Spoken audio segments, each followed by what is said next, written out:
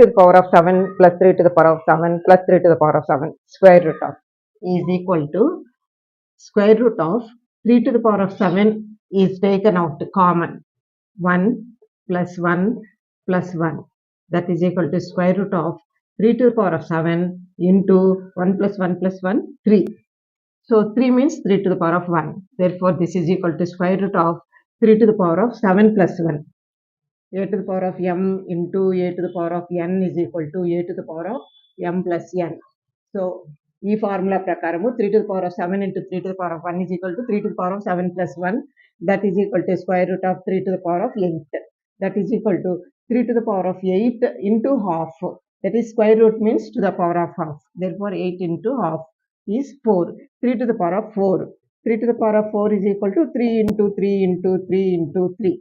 3 3 is 9, 3 3 is 9, 9 9 is 81.